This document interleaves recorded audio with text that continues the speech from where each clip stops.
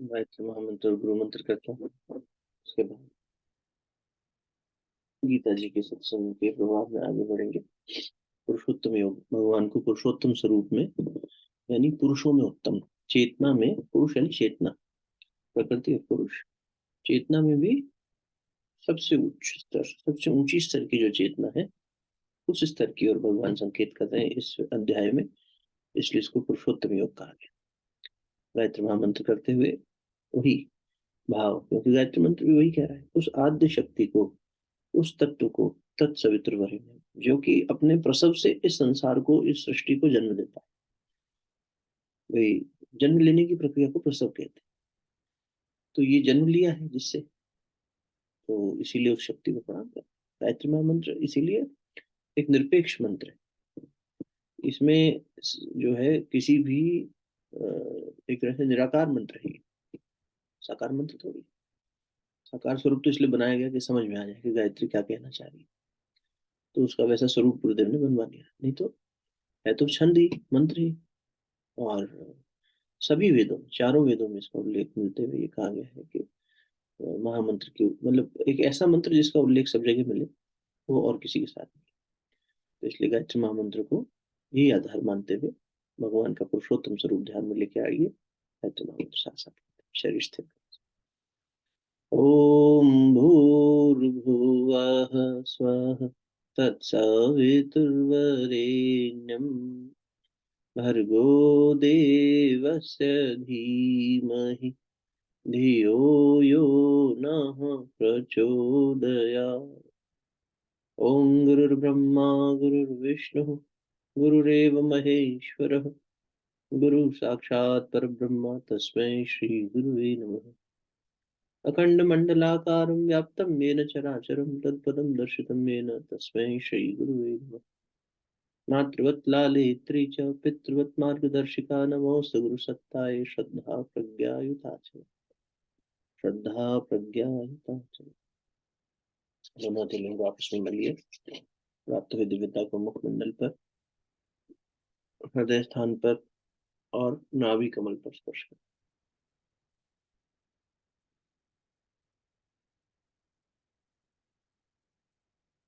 बहुत बहुत प्रणाम, बहुत बहुत स्वागत।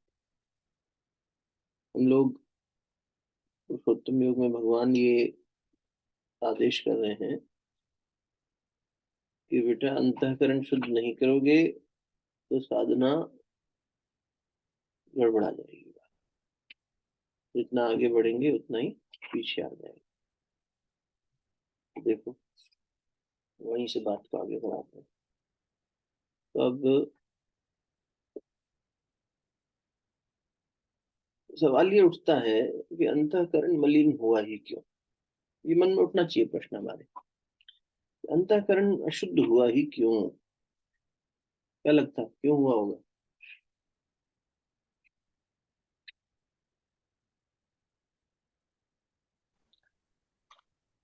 माया, ममता, गलत विचार, हम्म मटेरियलिस्टिक लीनिंग्स, मोह। हम्म देखो, जब जीव आया संसार में पहली बार, तो जीव शुद्ध बुद्ध परमात्मा चेतना का ही अंश था। वहां से अगर पकड़े तो हम शुद्ध बुद्धि ही आए थे जब पहली बार आए होंगे। फिर जैसे खिलाड़ी जब खेल के मैदान में उतरता है, उससे पहले उसका अस्तित्व अलग था, और वो फील्ड में उतरा तो उसमें एक प्रतिद्वंद्विता का भाव आ गया कि मुझे जीतना है। उस खेल का बनावट ही ऐसी थी, नियमावली ही ऐसी थी कि उस खेल में वो खेलने लगा। अब वो खिलाड़ी भाव से खेले कि हाँ मैं थोड़ी देर के लिए खिलाड़ी हूँ, वैसे तो मैं खिलाड़ी नहीं हूँ, मतलब हमेशा ही खिलाड़ी नहीं हूँ, मैं एक व्यक्ति हूँ, और ये मेरा ओपोनेंट हमेशा मेरा ओपोनेंट नहीं है। Off the field we may have fun together, लेकिन अभी एज एन ओपोनेंट खेल रहा है। जैसे मित्र मंडली खेलने जाती है, जरूर थोड़ी कोई इंटरनेशनल लेवल का मैच की बात करता, हम लोग बचपन में जब खेलते थे, खेल के समय अचानक अंदर से जीतने की इच्छा, प्रतिद्वंदता, तो जो मेरा मित्र है, सखा है, वो अब क्योंकि ओपोनेंट बन के खेल रहा है, तो उसके साथ में मैं भूल जाता हूँ उतनी देर ये मेरा मित्र है, पहले पहले हमारा अस्तित्व ये है, वो अस्तित्व हम भूल गए, एक छोटी सी घटना से समझ में आ जाएगा। वैसे ही जीव जब इस संसार रूपी खेल मैदान में आया पहली बार, और आने के बाद में तब तो शुद्ध बुद्ध था, लेकिन फिर उसने नियम वगैरह समझे, खेलना शुरू किया। अब वो नियम जो समझे थे वो भी भूल गया एक तरह से। वही नियम तो ये थे कि प्रतिभागिता हो रही है, प्रतिद्वंदिता नहीं। जैसे हमने नरेन को पढ़ा था, तोड़ो काला तोड़ो, कि वो लाठी लेके अगर किसी के सामने, प्रतिद्वंदी के सामने कर रहे हैं युद्ध, तो उनको खेल में ही लग रहा है कि तो खेल की भावना से होना चाहिए। सामने वाले के अंदर इतना आक्रोश, इतना गुस्सा, जीतने की इतनी ललक, ये जो वृत्तियां आ गई हैं, इसकी वजह से ये खेल भावना नहीं है, तो एक दूसरे को चोट पहुंचाने तक भी तैयार है, तो गलत हो रहा है। तो मैं मारूंगा नहीं, मैं सिर्फ सेल्फ डिफेंस करूंगा, सेल्फ डिफेंस में थका के सामने वाले पे विजय प्राप्त कर ली। अब ये तो उनकी चिंतन वहां खड़ा अगर हमारा हो, वैसा ही चिंतन हमें यहाँ चाहिए साधन क्षेत्र में। हम जो भी कार्य करें संसार में रहते हुए, लेकिन हम भूल गए, भटक गए, जैसा भी कहा गया, माया आ गई और दुश्चिंतन आ गया, तो अंतःकरण पर मैल आती गई। अंतःकरण खेल की बनावट में ये भूल बैठा, और भगवान के शब्दों में कहें तो यही कह रहे हैं कि अवस्थित हो गया ऐसा व्यक्ति। और पीछे भी श्लोक में क्या है कि गड़बड़ यही कर दी जीव ने कि वो प्रकृति में अवस्थित हो गया। आया बोला इसी में, प्रकृति स्थानी कर्षति, 15/7 में तो आया था। मम एवांश जीव लोके जीव भूतः सनातन, सनातन मैंने ऑलवेज, हमेशा से मेरा ही अंश रहा जीव। जब इस संसार में आया, जीव लोके, इस संसार में जीव बन के आया, इसलिए जीवन जी रहा है। शब्द मिलते जुलते हैं, सारे एक दूसरे से ही जुड़े हुए हैं। जीवन जीने आए, हम जीव हैं इसलिए जीवन जी रहे। और जीव भूत है, जीव बना हुआ ये आत्मा, जीव भूत है, पंच महाभूत और जीव दोनों मिल गए, इसलिए जीवात्मा बनी। वरना तो आत्मा शुद्ध बुद्ध है ही। मम, मेरा, मेरा ही सनातन अंश, प्रकृति स्थानी मन षष्ठानी इंद्रियाणी कर्षति, प्रकृति में स्थित होकर मन और पांचों इंद्रियों को आकर्षित करता है, यानी उसी के साथ में लिप्त हो जाता है, और खुद को प्रकृति में स्थित मानने की वजह से ही भ्रमित हो जाता है। इस भ्रम को दूर करना ही समस्त रास्तों का, चाहे वो ज्ञान का माध्यम हो, चाहे कर्म का हो, चाहे भक्ति का हो, चाहे सबका समागम हो, इसका उद्देश्य यही है। तो अंतःकरण मैला हुआ इसीलिए कि जीव भटक गया, जीव अज्ञानी हो गया, इसलिए कह दिया अविद्या, अज्ञान, माया, जो भी शब्द कह लें, मूल में का संकेत यही है कि हमसे भूल हो रही है, और जीव इस भूल को बार बार दोहरा रहा है। ये और भी गड़बड़ हो गई, क्योंकि अब उसको चस्का लग गया।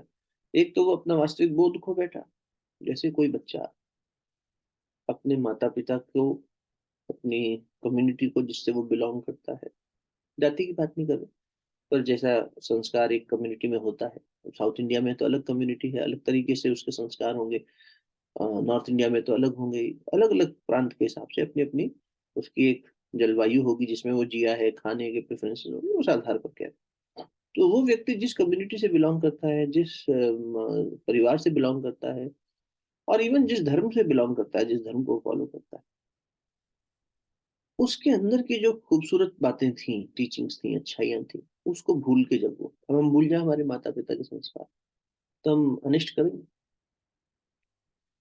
इसीलिए डर जरूरी है। डर अच्छा है। डर अच्छा है का मतलब, व्यक्ति को गुरु का डर होना चाहिए, समाज का डर होना चाहिए, परिवार का डर होना चाहिए। ये डर मदद करता है, क्योंकि संसार में इतनी आकर्षण है कि जहां फिसलन आएगी वहां खुद को संभाले,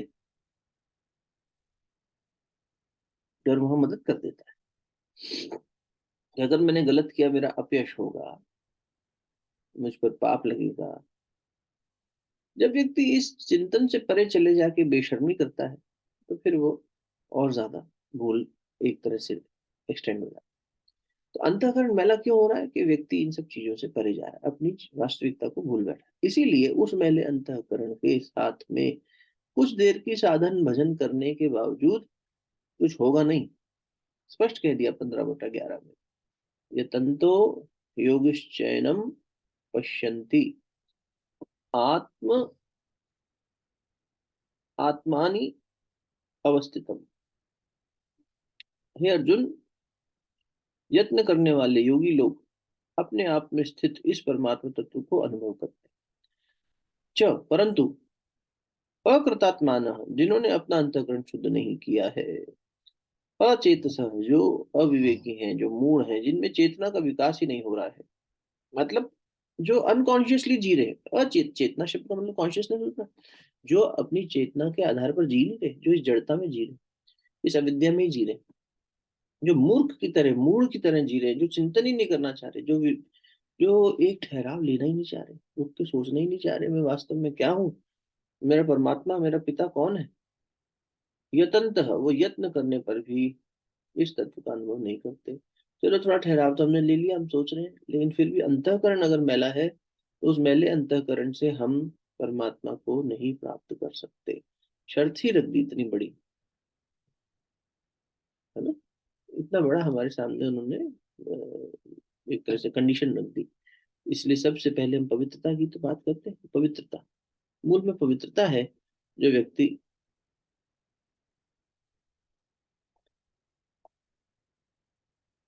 मूल में पवित्रता ही तो है जो उस व्यक्ति को ये एंकरेज करेगी, ये कहेगी कि पहले तुम पवित्र हो जाओ, पहले तुम भीतर से स्पष्ट हो जाओ।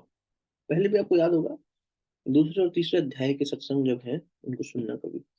उन कमेंट्रीज में भी अपन ने जब बात करी थी, तो पवित्रता पे एक पूरी चर्चा चली थी काफी समय तक। पवित्रता सबसे पहली शर्त भगवान ने दी, इससे कम में बात नहीं बनी, एक चाहिए ही चाहिए अर्जुन। ठीक है, भगवान खुद कह रहे हैं, है ना। अब देखो, 16वें अध्याय के प्रथम श्लोक में भी ये बात आएगी। आप देखो 16 बटा 1 खोलो, अगर आपके पास गीता जी में है तो 16 बटा 1 में भी भगवान ये बात कहेंगे, क्योंकि 15वें अध्याय में जब ये सारी बातें कहेंगे ना, तो जो प्रश्न अभी मन में उठा, जब ढूंढा तो मिला कि अरे 16वें में भगवान ने उसको पहले ही 16 बटा 1,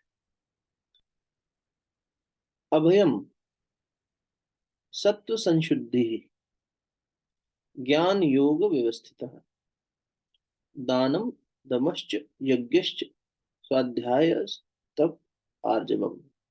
अब अंतःकरण जो अशुद्ध हुआ, इसको साफ कैसे करें, क्यों हुआ, ये तो समझ में आया। अब इसको साफ कैसे करें, तो भगवान ने वही उसको उत्तर दे दिया कि भय का सर्वथा अभाव, अंतःकरण की अत्यंत शुद्धि, ज्ञान के लिए योग में दृढ़ स्थिति, और सात्विक दान, इंद्रियों का दमन, यज्ञ, स्वाध्याय, तप, तप यानी कर्तव्य पालन और उसके लिए कष्ट सहन करना, और आर्जवम। आर्जवम याद है किसी को, कहाँ पढ़ा था, बड़ा सुंदर एक श्लोक आया था। आर्जवम का मतलब बताओ। भूल गया सब कुछ याद नहीं अब कुछ। बस एक बात याद। सिंप्लिसिटी, सरलता। हाँ, बहुत सुंदर, बढ़िया। उसके लिए श्लोक क्या था, 13 बटा 7 खोलो। अमानित्वम अदम्भित्वम अहिंसा शांति आर्जवम, भगवान गुण बता रहे हैं। आचार्य उपासनम शौचम स्थैर्यम आत्मविनिग्रह। कितना सुंदर श्लोक, बहुत सुंदर श्लोक, याद कर लो, लिख लो कहीं पे, बहुत तो ये भी, और कुछ सारा ना लिखो, 13 बटा 7, 13/7। अमानित्वम अदम्भित्वम, जिसमें मान नहीं है। हमें तो बहुत मान है, हमें कोई कुछ कह के बताए, पीठ पीछे कहे तो और मुंह पे कहे तो अमान। अदम्भित्वम, दम्भी तो हम बहुत हैं, ऊपर से कुछ अंदर से कुछ, इंटीग्रिटी है ही नहीं।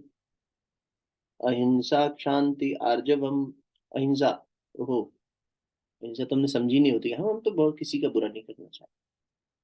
और सुंदर परिभाषा, यदि आपके पास जो आवश्यक है उससे ज्यादा का हम भोग करते हैं या संचय करते हैं, जितनी भूख है उससे से ज्यादा खाया, जितना कपड़ा चाहिए शरीर पे उससे ज्यादा पहना, जितना शयन करना चाहिए, नींद लेनी चाहिए, उससे ज्यादा नींद ले ली, सब हिंसा ही है। शरीर के प्रति हिंसा हुई ना। शरीर को स्वस्थ रखना धर्म था, धर्म से अधर्म कर दिया, आलस में पड़ा है शरीर। उसको इतना खाना था, उसको इतना खिला दिया, उसको तब कराना था नहीं, और ये पहन लो, वो टोपा पहन लो, मोजा पहन लो, फलाना पहन लो, ढिकाना पहन लो, अरे थोड़ी प्रतीक्षा तो कर भाई, थोड़ा तो सहन कर। ये 16 बटा 1 में यही कहा है, देखो, फिर खोल लो, साथ में दोनों श्लोक देख लो। वहां भगवान कह रहे हैं तब कर,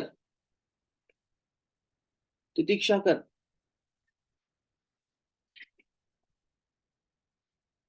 स्वाध्याय और तप, यज्ञ कर, दमन कर, दमश्च, दम, च तो और के लिए आ गया ना, दमह च, दमन कर, इंद्रियों का दमन कर। नहीं, इंद्रियों को ये सुख चाहिए, वो सुख चाहिए, जब हम ये सब करते हैं ये सब हिंसा है। जब मैंने अपनी जरूरत से ज्यादा अपने पास रखा तो किसी का हिस्सा तो मारा होगा संसार, तय बात। नियम बना लीजिए। हम ये नहीं कह रहे कि हम संसार में जाके कुछ खरीद के ना लाएं, बाजार गए कुछ खरीद के लाना है, घर के लिए लेके आए, अपने लिए लेके आए, लेकिन पहला आवश्यकता का निर्धारण, चाहिए कि नहीं चाहिए, इसके बिना काम चल रहा है तो चलाओ। क्यों चलाएं, हमारे पास पैसा है, हम तो सुकून से रहेंगे। ठीक है, अगर ये सोच है, इधर ला रहे हो, इधर देने की व्यवस्था पहले बनाओ। कपड़ा खरीद के ला रहे हो, पहले एक कपड़ा निकालो, इसको अभी आज जब खरीदने जा रहे हैं, नहीं एक साथ देंगे, खरीद तो हम लेंगे 6 महीने तक और देंगे एक बार, नहीं क्यों, फिर तो अहंकार आ जाएगा, देखो हमने गठरी भर के दी। अरे किसी को दो ना, मदद करो किसी की। पहले के लोग करते थे, उस चीज का रीयूज रिसाइकिल बार बार करते थे, जितना हद तक हो सकता था, और देते भी थे। देखो ये फर्क था। साधन संपन्न हम हो गए, पर दुखी दरिद्र हम आज भी हैं। क्षमा करना, दुखी इसलिए है कि हमारे पास साधन होने के बाद हमें सुखी हो जाना चाहिए था, हम सुखी नहीं हो पाए, तो दुखी है। क्योंकि हमें लगता है अभी और चाहिए, और चाहिए, और चाहिए, और चाहिए। तो जो व्यक्ति इस वांट वाली, ग्रीड वाली फ्रीक्वेंसी में है, वो कहाँ एबंडेंस फील करेगा। जो एबंडेंस में है वो मस्त मौला है, उसको कोई परवाह नहीं है, वो शहनशाह है। और दूसरा, हम दरिद्र हो गए। दरिद्र किसे कहते हैं, जिसके पास हो और वो फिर भी मांगता रहे, देने की इच्छा ना हो जिसके अंदर, दरिद्रता। ये मानसिकता है दरिद्रता। दरिद्रता कोई पैसे से नहीं है। सज्जन अमीरी में अपना रौब नहीं दिखाते फिरते। सज्जन व्यक्ति को कभी अमीरी आ जाए, गुरुदेव कहते थे बेटा, वो फिर अपना बड़प्पन सादगी में ही दिखाते हैं। बड़प्पन उसका सादगी में, वो ये नहीं कि हम बहुत पैसे वाले हैं और रुतबा बना के, सिंप्लिसिटी में जीते, सरलता, आर्जवम। तो अब देखो, ये यहाँ भी कितना सुंदर था कि अहिंसा का पालन करो, शांति, आर्जवम, सरलम, आचार्य उपासना, शौचम, और स्थैर्य, स्थिरता। जीवन में जो भी उतार चढ़ाव आ रहे हैं उसमें स्थिरता, ये जीवन में उतरने लगे तो समझना चाहिए कि गीता जी का कृपा हुई है, भगवान की कृपा हुई। अपने पुरुषार्थ को नहीं, फिर हम सर अरे हमने देखो ये कर लिया, हम तो इतनी मुश्किल में भी आराम से निकाल ले गए। भगवान हमें याद रहा और भगवान ने हमें पार निकाल दिया, बस भगवान ही करता है। अभी पीछे बात हो रही थी, हम लोग सब जानते हैं, सुषमा दीदी अपने साथ बैठी हैं अभी, कल परसों ही हम लोग साथ बैठे थे। तो वही सब बात जो अपन ने गीता जयंती पे की, दीदी ने बताई, तो वो स्वरूप वैसा उन्होंने बताया कि गीता के शब्द अक्षरों से GIT है, लेकिन उसमें वास्तविकता यही है, हमने देखा है नजदीक से, और जो लोग देखा है उनके जीवन को, कि पता है कि लास्ट 1 साल के अंदर उनकी माता जी का देहांत होना, पति का सडनली, और ऐसा नहीं कि देहांत, वो स्थितियां ऐसी बनी, मतलब आप सोचो कि एक फ्लाइट पे कोई व्यक्ति आ रहा है अमेरिका से इंडिया बेटे से मिलके, और सडनली उस इतनी लंबी ड्यूरेशन की फ्लाइट में हस्बैंड के पैर में इतना तेज दर्द होना कि उनको खड़े रहना पड़ा 4 4 घंटे, बैठने में तकलीफ हो रही है, खड़े रहने में भी तकलीफ हो रही है, और उसमें वो गुरु को याद कर पा रही है, नाम जप कर पा रही है। इंडिया आते ही ऑपरेशन हो रहा है, डॉक्टर सडनली कह रहा है कि एम्पुलेट करना पड़ सकता है, लिम्ब हटाना पड़ सकता है पैर को। सारी परिस्थितियों से अकेले, उस समय कोई नहीं, इधर माँ बीमार हो रही है, उनकी मृत्युशैया पे जा रही है। मतलब एक स्थिति होती है ना जब व्यक्ति के साथ सारी चीजें एक साथ आके खड़ी हो जाती है, और तब वो भगवान को याद कर सके और सरलता से जी सके। और घबराहट तो आती है मन में, देखो, लेकिन उस समय हमारा आधार हमने किसको बनाया, है ना। वही द्रौपदी ने आधार किसको बनाया, जैसे ही भगवान को बनाया भगवान प्रकट हो गए। तो ये परीक्षा के समय हमें पता लगता है, और ये रोजमर्रा के जीवन में भी देखना चाहिए। ये नहीं हो कि हमने हमारे जीवन में तो ऐसा कोई कष्ट अभी आया नहीं, ऐसी परिस्थिति आई नहीं, तो हमें कैसे पता लगेगा। अरे हमारे रोजमर्रा छोटी छोटी बातों से जीवन बनता है, बड़ी चीजें तो बहुत कम होती हैं। पहले भी निवेदन किया, गुरुदेव तो हनुमान जी का भी एग्जाम्पल देके कहते थे ना, बड़ी घटनाएं कितने हुई हनुमान जी के जीवन। रोजमर्रा में जीवन क्या करते थे, रोजमर्रा में भरत का जीवन क्या था, रोजमर्रा में लक्ष्मण क्या करते थे। 12 वर्ष कोई व्यक्ति सोया नहीं, सिर्फ सेवा भाव में। 2 साल तो युद्ध में बीत गए, बाकी जब से चले लक्ष्मण सोए नहीं। ये तो जब व्यक्ति के अंदर अंतःकरण दूषित हो जाए तो भगवान ने उसका समाधान 16/1 में दिया। अभय बन। भय क्या हुआ? देखो, भय का मतलब क्या हुआ? जब कोई ऐसी स्थिति आ जाए कि हमारे द्वारा किसी अनिष्ट की हमें आशंका हो जाए, अरे अनिष्ट हो जाएगा, और उससे कोई घबराहट पैदा हो, वही तो फियर है। What is fear? जब हमारे मन में एक घबराहट पैदा हुई, एक डिस्टरबेंस पैदा हुई because of our thought process, जिसने ये कहा कि अरे कहीं कुछ गलत ना हो जाए, कहीं कुछ अनिष्ट ना हो जाए, तो उसके आधार पर जो एक एक्सप्रेशन, एक इमोशन को हलचल में आया, उसे हम भय कहते हैं। अब ये बाहर से आने वाला भी हो सकता है, भीतर से आने वाला भी हो सकता है। बाहर से आने का ये चोर डाकू का भय, एक्सीडेंट का भय, है ना, कोई हमें परेशान करे उसका भय, इस तरह की शंका रहना। और भीतर का भय क्या है? हमारे द्वारा कोई गलत काम हो गया तो उसका भय होता है ना व्यक्ति को। या वो जो है अपने जो है, मेरी इससे मित्रता ना टूट जाए, है ना, ये बीड़ी सिगरेट अफीम गांजा इस तरह का सेवन करने वाले लोग जो होते हैं, वो उनको क्या होता है, सबके साथ यही तरीके की दोस्ती रखता है।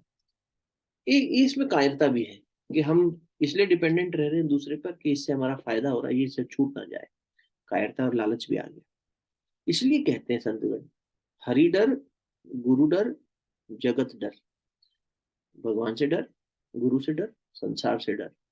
डर करनी में सार, डरते हुए ये कर्म कर। आजकल एक कई ग्रुप्स हैं ना, कॉमन होते ही हैं हम लोग के। तो एक ग्रुप में मैं हूँ, शुरू तो हमने किया था, पर एक जीजी हैं उसको आगे लेके चलती हैं, बॉम्बे की हमारी बड़ी दीदी है राजेश्वरी की, पेरेंट्स को हेल्प करती हैं कि बच्चे के पेट में दर्द है, ये है, वो है, परेशानी है, क्या क्या करें। चेतना की स्थिति पे भी करती हैं और इस पे भी करती हैं, शरीर की स्थिति। तो गाइडेंस देती हैं। उसमें एक किसी ने वीडियो पोस्ट किया, चेतना के 16 स्तर। डॉक्टर हॉकिंस, डेविड हॉकिंस ने बताए अपनी बुक में, एक वीडियो कोई वायरल हुआ, और उस वीडियो को आधार बनाकर उसमें स्केलिंग दी हुई है कि 50 से लेके 1000 तक स्केल्स हैं, 16 लेवल्स ऑफ कॉन्शियसनेस है, जिसमें सबसे नीचे डर है, ये है, वो है, करते करते फिर पूरी उसमें बनाई हुई है। तो कुछ लॉजिक से उन्होंने बनाया, कहीं कहीं उस लॉजिक को मैं नहीं स्वीकार कर पाया, बट ठीक है, अच्छा काम। लेकिन उससे हुआ क्या है उस वीडियो का देखो। अब हर आदमी वहां पे बैठ के ये लिख रहा है, जो भी एक्टिव है उस ग्रुप में, मैं तो 150 के नंबर पे हूँ, मैं तो 200 के नंबर पे हूँ, मैं तो 50 के नंबर पे हूँ। बहुत दिन से ये मन में खुदबुदाहट हो रही है, 2-3 दिन से, कि उसमें अब थोड़ा लिखा जाए। क्योंकि हो क्या रहा है, हर व्यक्ति, अरे हम तो डरे हुए हैं। डर अच्छी चीज है भाई, कौन कहता है डर बुरा है? डर हमें गलत पे जाने से रोकता है, उसका सदुपयोग करना आना चाहिए ना। हम अपनी आत्मोन्नति के लिए किसी भी इमोशन को बुरा ना माने, ये बात समझ लीजिए। मेरे अंदर वासना है संसारिक भोग की, तो पहले तो ये कि तटस्थता आनी चाहिए। यदि हम खुद को भी दोषी दोषी दोषी मानते रहेंगे, गुरुदेव कहते थे कठोरता से अपना मूल्यांकन करो, लेकिन खुद को दोषी नहीं ठहराना है। दोषी ठहरा लेगा तो व्यक्ति वही सेल्फ हेट्रेड में चला जाएगा, ओ मैं इतना बुरा हूं, ओ मेरे से ये होगा ही नहीं। क्यों नहीं होगा? जिस तरह से, बड़ा सरल बात है, जिस अभ्यास, कल आप पढ़ रहे थे अंतःकरण चतुष्टय, मन बुद्धि चित्त अहंकार। चित्त क्या कर रहा है? किसी भी अभ्यास को बार बार जो चीज हो रही है रिपीटेटिवली, उसको अपनी एक मेमोरी में सेव कर रहा है और एक संस्कार पैदा कर रहा है, उससे एक इम्प्रिंट बना रहा है। उसके आधार पर बुद्धि निर्णय ले रही है, बार बार उसी के आधार पर कामनाएं वासनाएं उठ रही हैं, वृत्तियां उठ रही हैं। ठीक है ना, फास्ट तो नहीं हो रहा। सबकॉन्शियस में ही तो हलचल हुई, पानी की सतह पे तो लहर आई बस, लेकिन कहीं मूवमेंट तो नीचे था ना, तभी तो लहर ऊपर आई। अगर नीचे मूवमेंट ना होता तो लहर उठने का मतलब ही नहीं था। तो ऊपर क्या है? कॉन्शियस माइंड, नीचे क्या है? सब कॉन्शियस माइंड। सबकॉन्शियस में जब तक हलचल नहीं होगी, अंडर करंट ऑफ थॉट्स नहीं चलेगा, ऊपर ध्यान में हम बैठ गए, बाहर से तो हमने मन हटा लिया, लेकिन भीतर से चल रहा है, तरंगे तो अभी भी उठ रही है। बाहर से कोई देखेगा, वो बड़ा अच्छे से बैठे हैं, शांति से बैठे हैं, आधा घंटा हिले डुले बिना बैठ गए, अंदर से इतना हिले डुले बैठे थे। तो ये क्या था? भीतर की अंडर करंट ऑफ थॉट्स थी। तो लहरें तो उठ रही है, वृत्तियां उठ रही है। अब इनको दिशा ही तो देना है, इनको तटस्थ भाव से ही मूल्यांकन करना, critical analysis, but from a objective point of view, subjective नहीं हो जाना उसके साथ। नहीं तो फिर आदमी बह जाएगा, परेशान हो जाएगा। कल हम एक माता जी के साथ बैठे, उनकी जीवन यात्रा को सुना। बहुत सुंदर, उनका बेटा है, मुंबई में रहती है। उन्होंने अपनी जीवन यात्रा बताई। बहुत कष्टकारी जीवन यात्रा रही थ्रू आउट।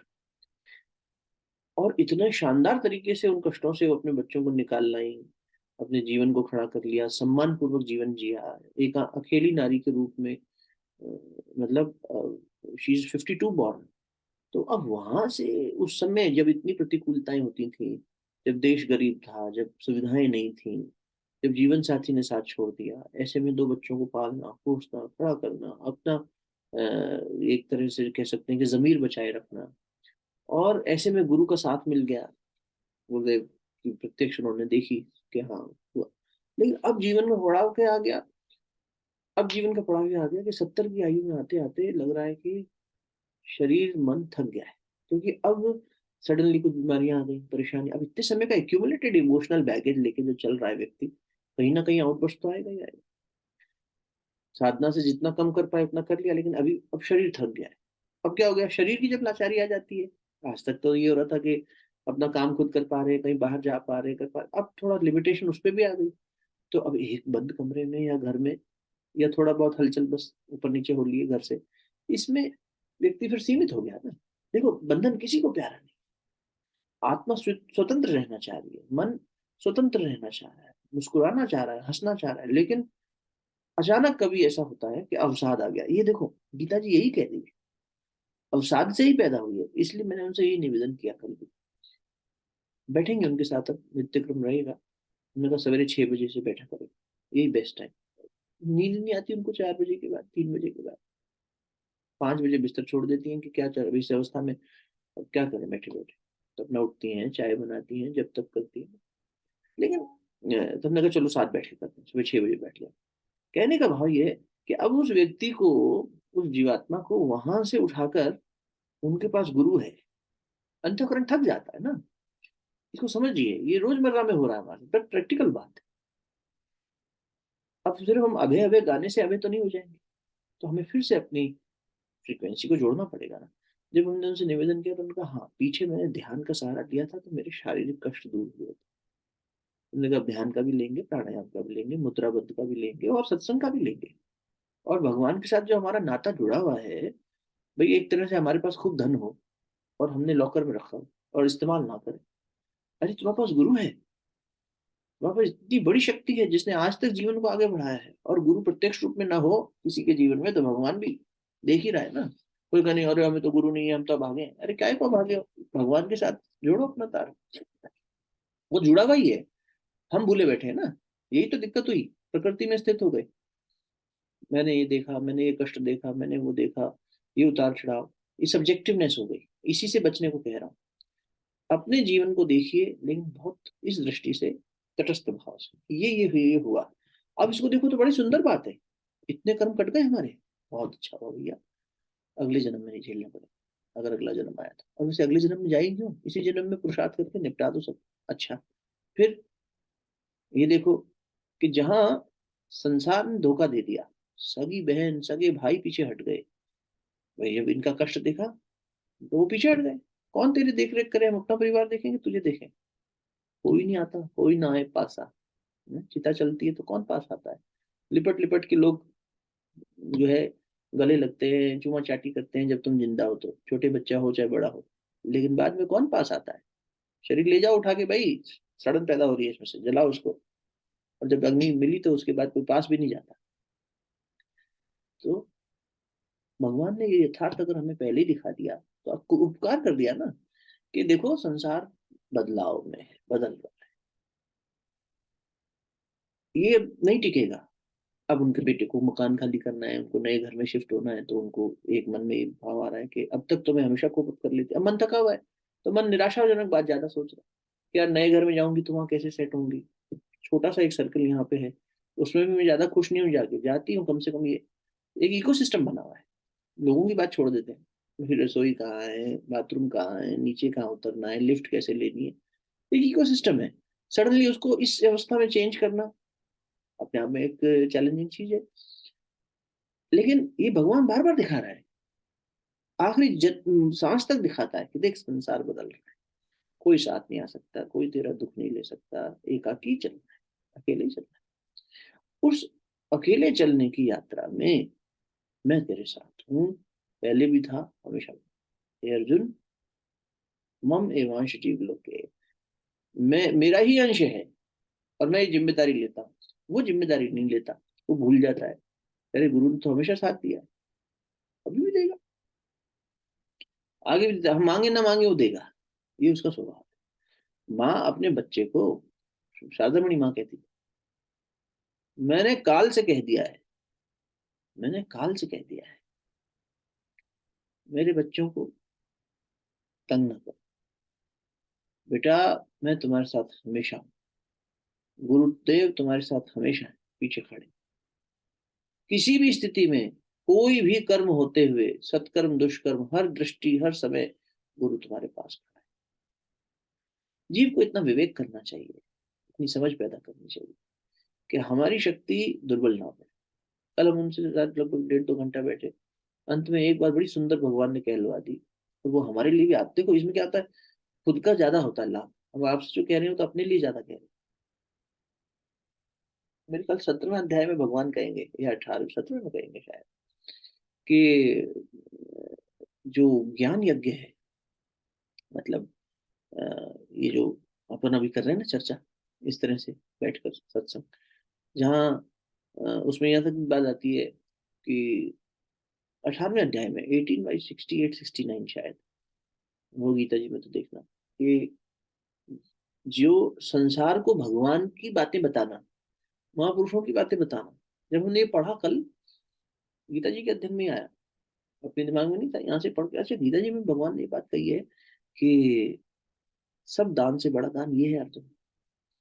और इससे भगवान, इससे मुझे बहुत प्रसन्नता होती है, जब तुम संसार को आशा देते हो परमात्मा से जोड़ के, सांसारिक आशा नहीं। सांसारिक साथ से तो निराशा ही होनी चाहिए, संसार से निराश होना ही चाहिए, और ये माता जी संसार से निराश हो गई हैं। इससे बड़ी प्रसाद क्या होगी भगवान की, अभी देख नहीं पा रही, जीव देख नहीं पाता कि ये सब मुझसे जो छूट रहा है, जो टूट रहा है, ये मेरे लिए अच्छा है। आप खुद सोचो, माँ के गर्भ में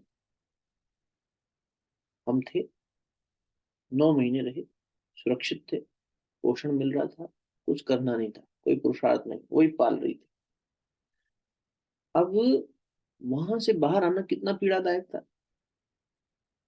प्रसव की पीड़ा कोई कष्टकारी कम होती है क्या?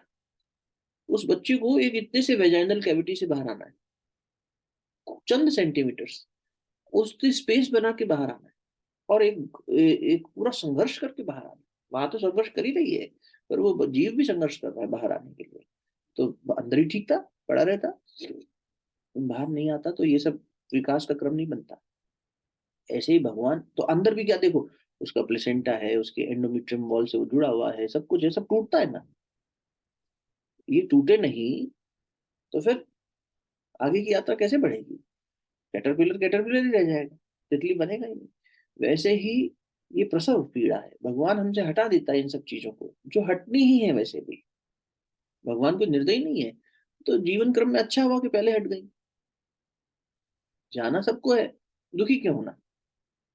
माँ मर गई हमारी, अरे माँ मर गई अच्छी बात है, हमें दुख है उसका, रोना चाहिए, कोई दिक्कत नहीं है माँ के मरने के दुख में, बिल्कुल उदास होना चाहिए। लेकिन उस उदासी से किया क्या, ये सोचो।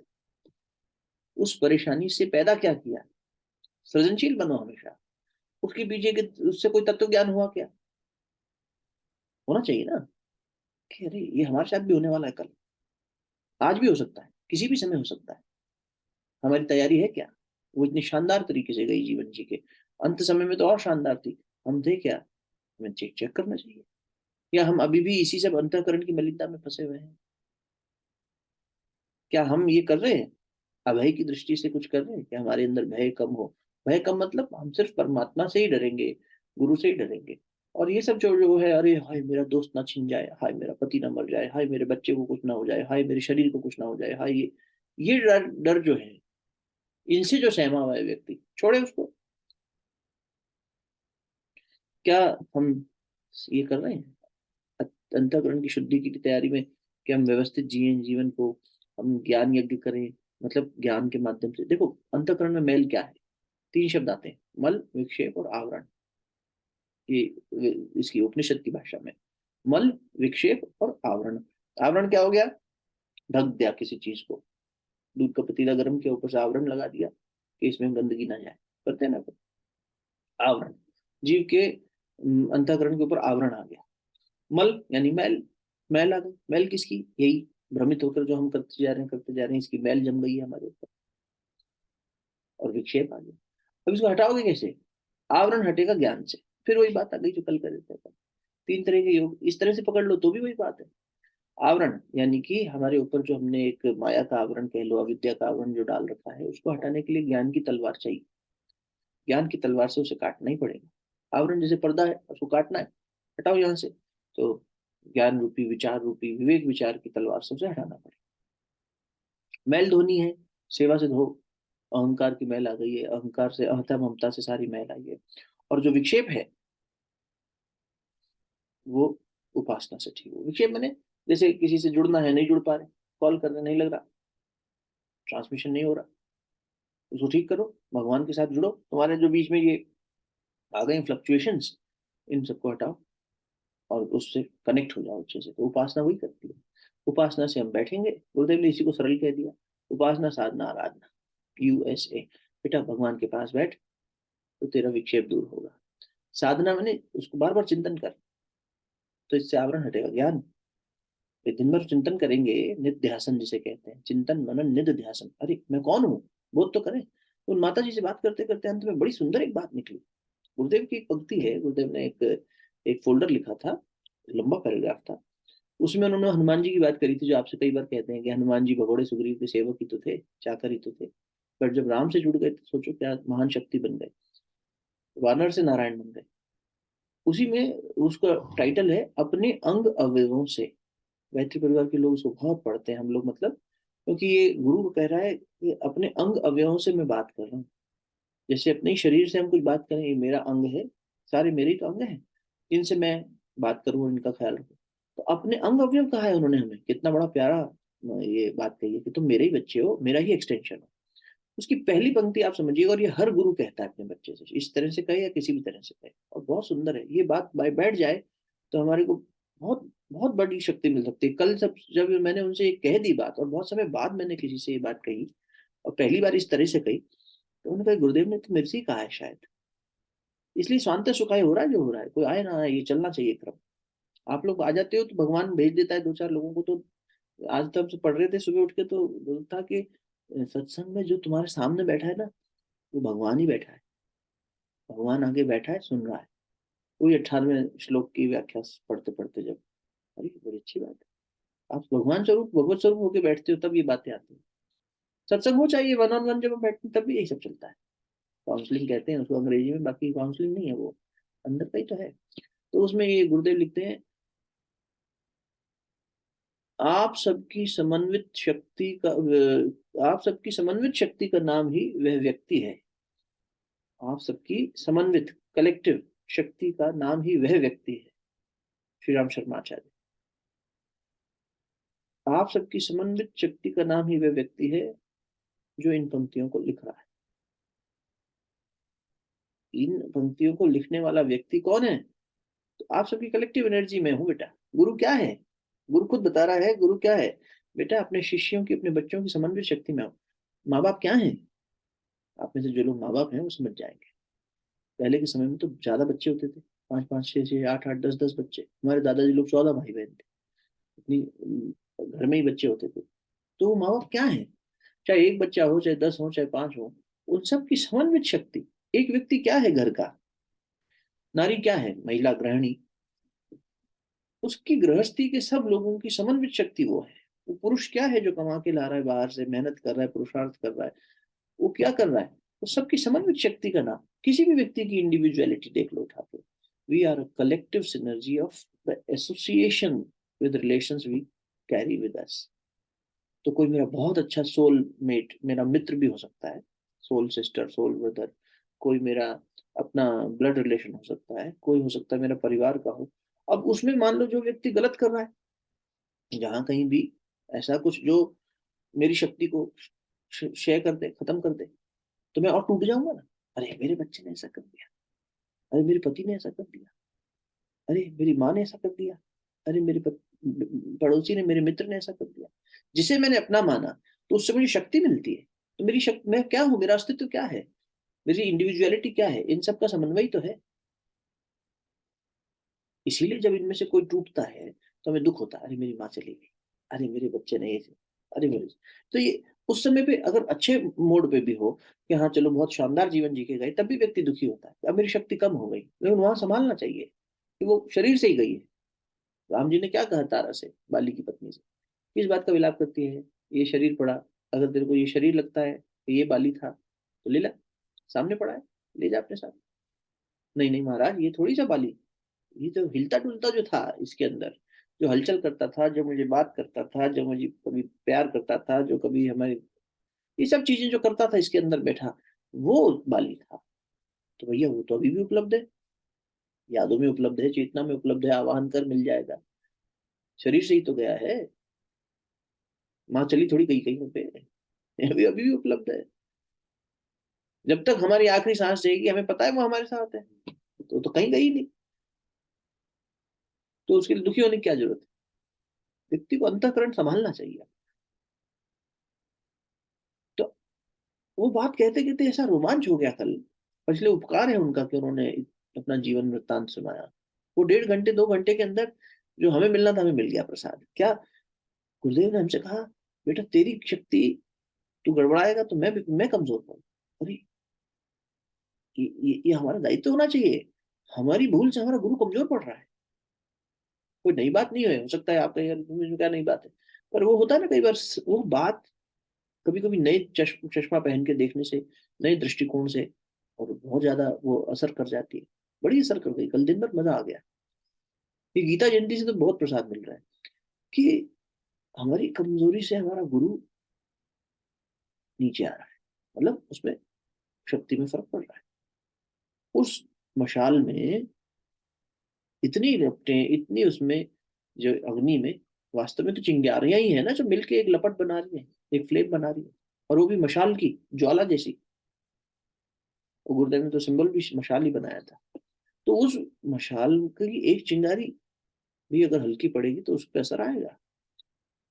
हम नहीं है बहुत बड़ी फ्लेम, लेकिन छोटी सी चिंगारी भी हो तो तेरा महत्व है बेटा, एक चिंगारी आग लगा सकती है पूरे जंगल में।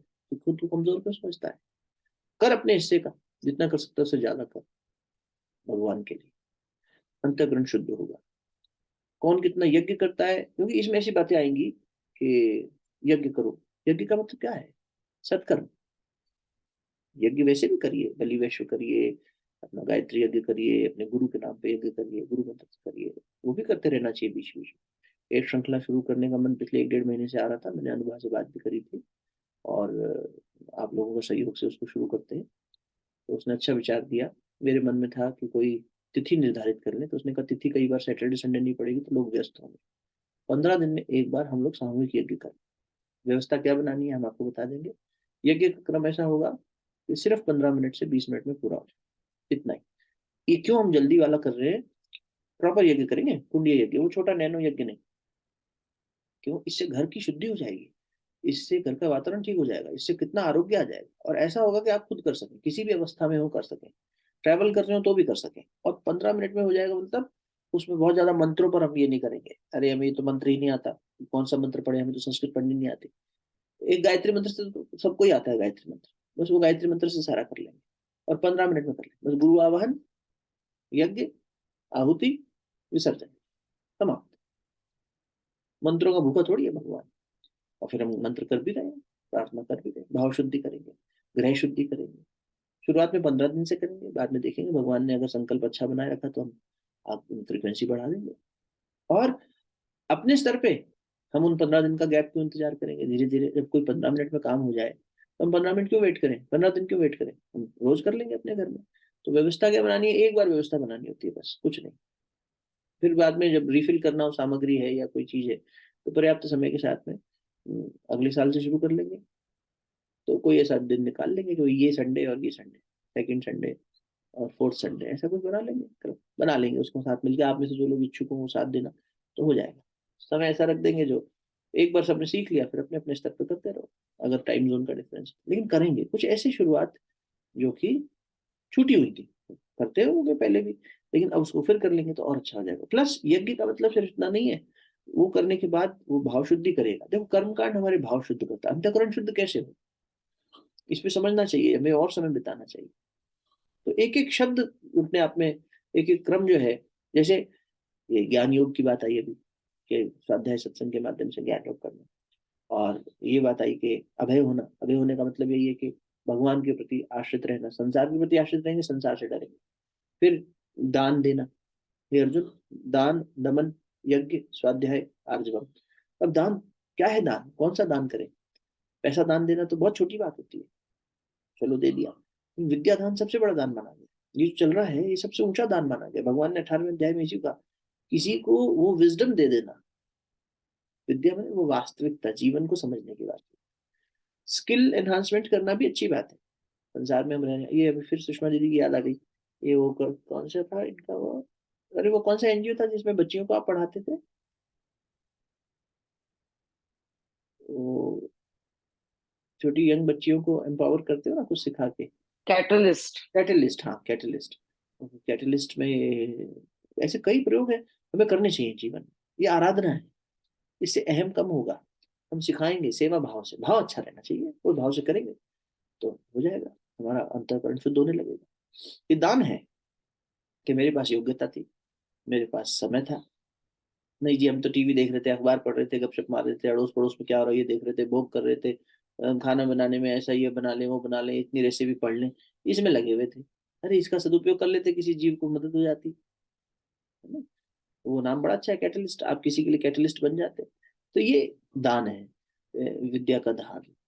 प्रोत्साहन दो किसी को, मोटिवेशन दो, समय दो, सबसे बहुत बड़ी बात है, समय नहीं है लोगों के पास। अभी सिद्धार्थ नाम का एक बालक है, वो रतन टाटा ने उसकी स्टार्टअप को फंड किया है, काफी न्यूज में था पीछे। अच्छा काम किया उसने, कॉन्सेप्ट बड़ा अच्छा लेके आया। हाँ, वो सीनियर्स का ना भैया, हाँ सीनियर सिटीजन का। वो सीनियर्स का। बच्चा कोविड या टाइम में व्हाट इज बॉम्बे इट? आया था, हाँ। और वहां पर एक पंजाबी कपल ने उसको, एल्डरली कपल थे, उन्होंने अपने बेटे की तरह ही पाला। मतलब कोविड टाइम आ गया तो उन्होंने कहा, अंकल उतने प्यारे थे वो, अभी उनका देहांत हो गया इस 2 महीने पहले, तो 70 साल के थे।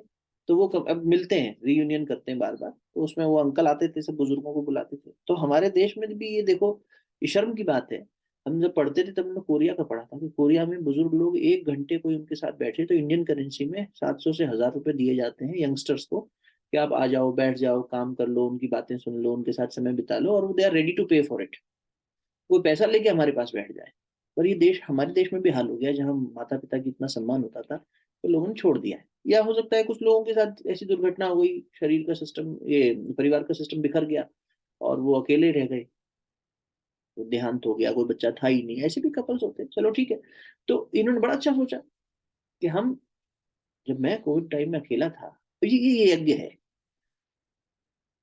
वो स्वाहा स्वाहा कर रहा है कि नहीं कर रहा है वो अलग बात है, लेकिन वो जीवन को यज्ञ रूप में आहुति दे रहा है कि मुझे मिला है यज्ञ, मैंने देना, त्याग करना, सद्भाव के साथ देना, सद्भाव के साथ वापस मिलने की अपेक्षा के साथ देना यज्ञ नहीं है। ये दिया इसे हमें भी मिल जाए, नाम शोहरत वाहवाही नहीं।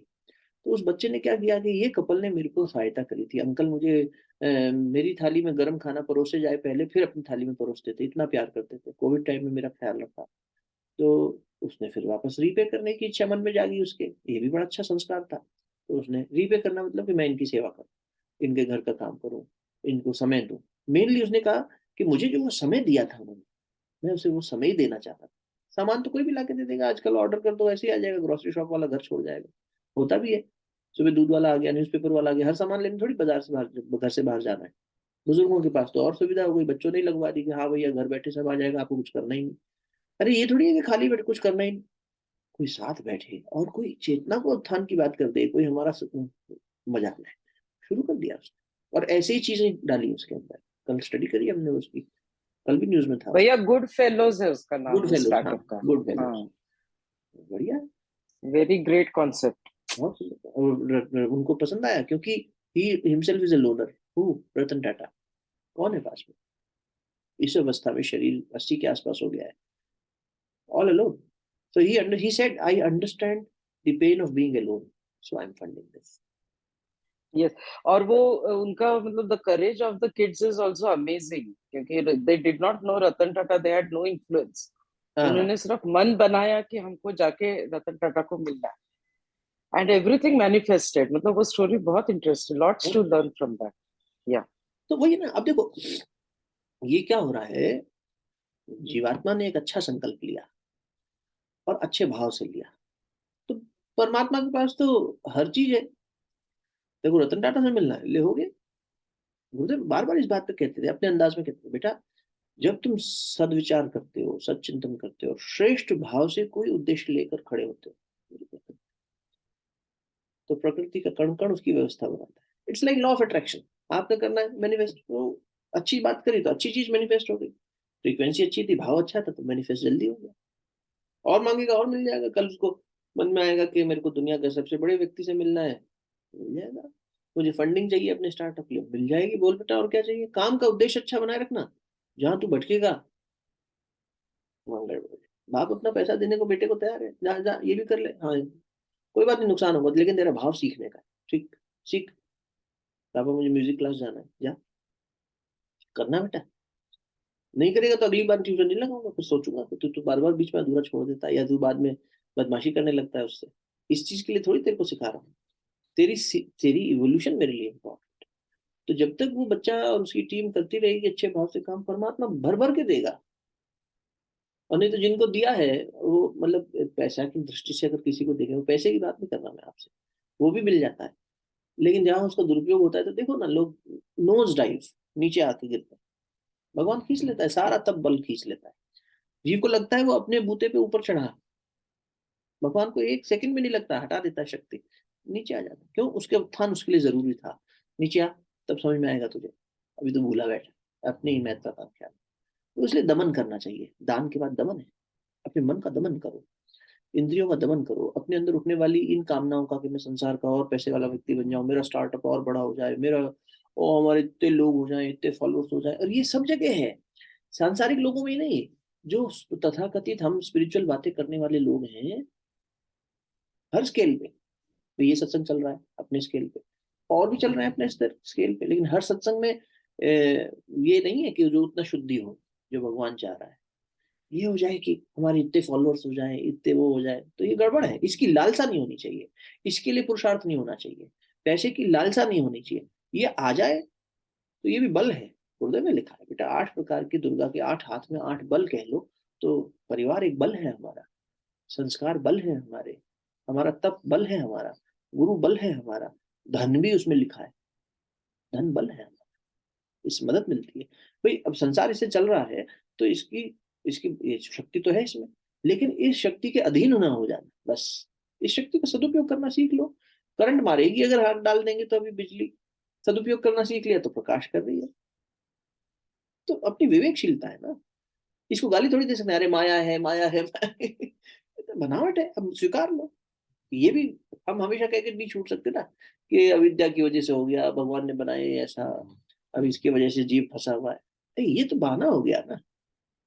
अगर ये समझ पैदा हो गई कि ये कैसे काम करता है, और फिर हम बस बैठे रहे हाथ पे हाथ धर के, तो भगवान कहेगा अब तेरे को समझ में आ गई तो काम तो करता है इस पे, निकलता तो सही इससे बाहर। वो अंतःकरण की शुद्धि के लिए ये सब चीज, स्वाध्याय तप, तप बहुत बड़ी शक्ति है। माला से किया हुआ जब तक, उपवास से किया हुआ जब तक। और तब की बड़ी सुंदर परिभाषा गुरुदेव कहते थे, किसी आदर्श के पालन के लिए जो कष्ट सहने पड़े वो तब है। तो तब प्रतीक्षा करें हम। अरे छोड़ो जी, देखो एक बड़ी भूल क्या करते हैं शांति पाठ करने से पहले, एक बड़ी भूल क्या करता है इंसान, वो सोचता है कि मेरा जो व्यक्तिगत उपासना साधना या मेरी पूजा पाठ या जो भी तरीका है इबादत का, वो एक चीज है, और मेरा धंधा, मेरा व्यवसाय, मेरा काम, मेरी नौकरी, मेरा संसार, ये अलग चीज। तो वो इजिली ये कॉन्सेप्ट ही गलत है। जैसे कॉर्पोरेट जगत में जब ये कॉन्सेप्ट आया कि क्या बोलते हैं उसको, वर्क लाइफ बैलेंस, तो हमने एक प्रवक्ता को सुना, उन्होंने अच्छी बात कही, हमें अच्छी लगी कि वर्क और लाइफ अलग अलग है क्या, बैलेंस बना रहे हैं दो चीजों में। आप इनको दो अलग अलग मानते क्यों हो? कार्य करने वाला व्यक्ति भी वही है और जीवन जीने वाला व्यक्ति भी वही है। जब मैं काम कर रहा हूँ तब मैं अपने एक पद के साथ में अपना कार्य कर रहा हूँ, और मैं ही तो हूँ जो एक पिता भी हूँ, भाई भी हूँ, पत्नी भी हूँ, बहन भी हूँ, सब कुछ हूँ। तो ये दो अलग अलग स्वरूप क्यों बना दिए? अब इतनी तो हमारे अंदर वो कैपेबिलिटी नहीं है कि हम स्विच ऑफ कर दें कि नहीं अब मैं वो नहीं हूँ, अब मैं ये हूँ। दोनों जगह मैं ही हूँ। तो इसको पहले तो एक मानना शुरू करो। ऐसे ही कार्य क्षेत्र और अध्यात्म क्षेत्र अलग अलग है, जीवन संसार अलग है, अध्यात्म अलग है, नहीं। दोनों एक ही है, दोनों एक दूसरे पे असर डाल रहे हैं, दो अलग अलग है ही नहीं। तो इसलिए इस सोच के साथ जब जीते हैं कि अब 1 घंटा तो बड़े अच्छी उपासना कर ली, बाकी बोले व्यवहारिक नहीं है साहब सत्य का पालन करना, कौन करे तपस्या। यहाँ तो तुम यही सीख रहे थे अपने ध्यान के समय में, अपने जप के समय में, गुरु तो यही सिखा रहा था, भगवान तो यही चाह रहा था। लेकिन हम जब यहाँ उतरे कार्य क्षेत्र में या जीवन में, संसार में, यहाँ यहाँ हम झूठ का सहारा ले रहे हैं। और अब यही झूठ लेके हम भगवान की आरती कर रहे हैं, तो वे माता शिवता तुम्हें कहाँ हम मान रहे हैं उनको।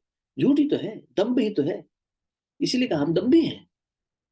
और मजेदार बात देखो, हम हमें कोई कह के दिखाए, संसारी व्यक्ति को कोई कह दे कि तुम बुरे हो, कोई एक कमी बता दे, कैसा वो तिलमिला जाता है, अरे हमारी कमी बता दी। प्रकृति में जितने भी दोष आज तक एग्जिस्ट किए होंगे, लालच का, भय का, कामनाओं का, वासनाओं का, तृष्णाओं का, जितने भी छोटे बड़े मिला के, वो सब इस जीव ने न जाने कितने जन्मों में भोगे होंगे और किए होंगे। नहीं, ये दोष हमारे अंदर कितने मल विक्षेप, इतना सारा इकट्ठा तभी तो हुआ है। और अब अगर हमें कोई कह रहा है कि तुम में ये है, तो हम चिढ़ क्यों जाते हैं, हमारा अहंकार चोट तुरंत। और जिनमें नहीं है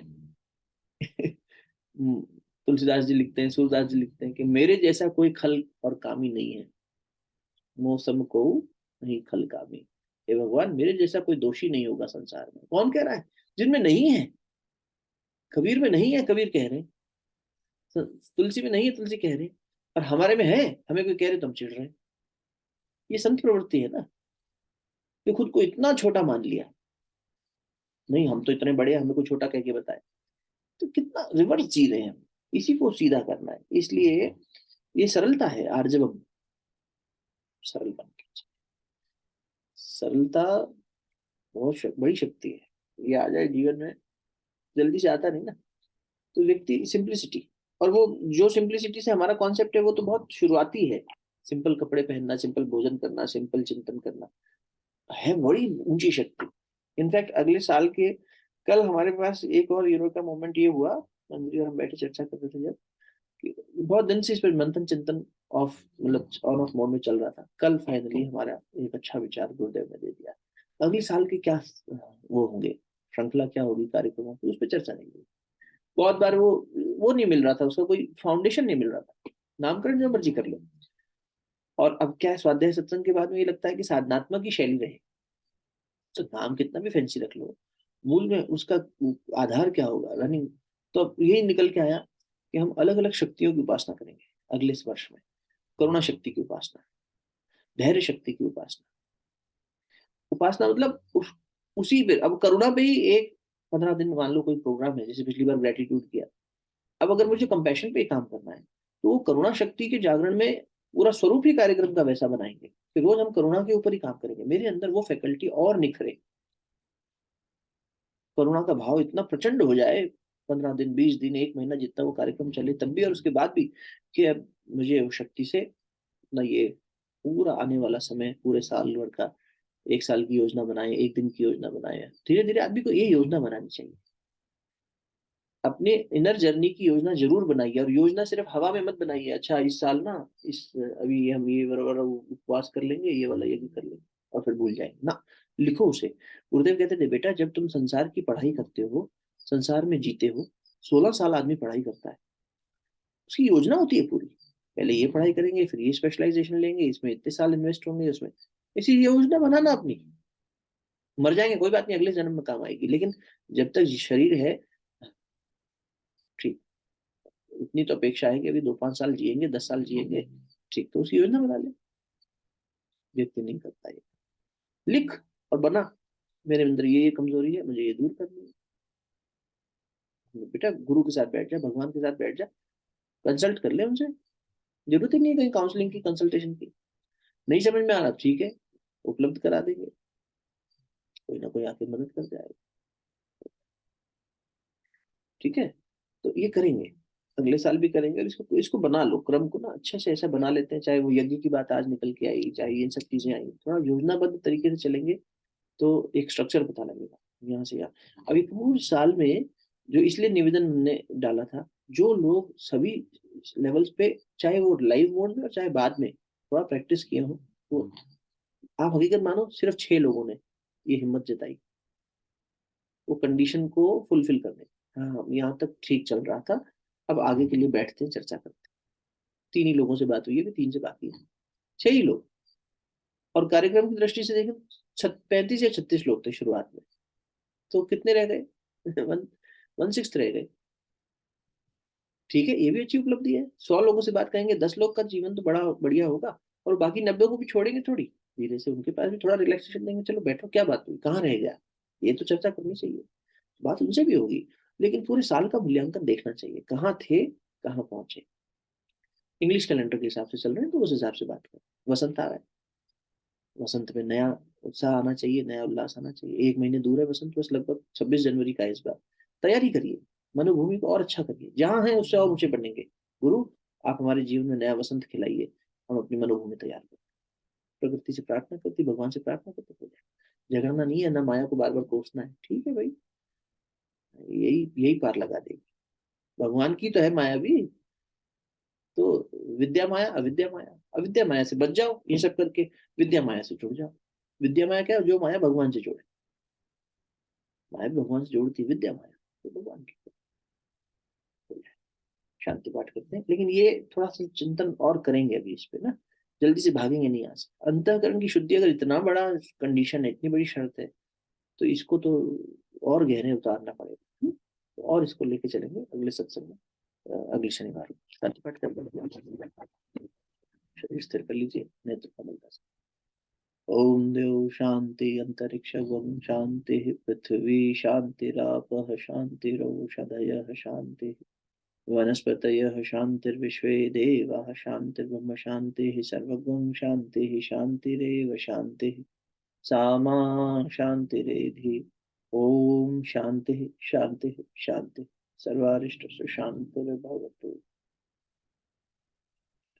दोनों हथेलियों को आपस में मलिए, शरीर को स्पर्श कराइए मुखमंडल पर, हृदय स्थान पर और नाभि कमल। तो जो लोग आप में से अच्छे से नोट्स वगैरह बना के स्ट्रक्चर्ड वे में लिखते हो, तो आज का अगर आपको रेफरेंस निकालना हो ना, तो 16/1 16 श्लोक का 16 चैप्टर का पहला जो श्लोक है, उसमें ये सीक्वेंस मिल जाएगा कि क्या क्या करें अंतःकरण शुद्धि के लिए। थोड़ा सा मतलब एक रेफरेंस पॉइंट है, और बाकी 13/7। तो ये 2-3 जगहों से अलग अलग रेफरेंसेस, उससे आपके अच्छे नोट्स बन जाएंगे कि मुझे करना क्या है, मुझे गुरु के प्रति अपना भाव रखना है, मुझे यज्ञ करना है, मुझे और उनका क्या एक स्वरूप है, उसका क्या वास्तविक उसका तरीका है, कि भाई यज्ञ का मतलब क्या है, दान का मतलब क्या है, जब तक का मतलब क्या है, वो अपन चर्चा करते रहें। तो अपनी समझ से एक बार वहाँ एक 1 लाइनर लिख देना, मुझे आदर्शों के प्रति सेवा करनी है, कार्य करना है, ये करना है, बल विक्षेप दूर करने हैं तो क्या करना है, आवरण दूर करना है तो क्या करना है। तो ये चीजों की व्यवस्था जो बनी हुई है, वहाँ तो उपलब्धता है। लेकिन अब जैसे व्यक्तिगत साधना में हम थोड़ी साथ बैठे, वो तो एक पर्सनल है, आपको अपना समय पे करनी है, और अपने निर्धारण से आधार पर करनी है। वहां से शुरू करो, और चल रही है तो उसको बढ़ाओ। हो सकता है शुरू पहले ही हो रखी हो, बढ़ा दो, निरंतरता और क्या। और जो चीज सामूहिक कर पाएंगे, जैसे स्वाध्याय हो रहा है या कभी यज्ञ करना है या कुछ चीजें, वो साथ साथ कर लेंगे मिलकर। ठीक है, चलो, राम राम सब।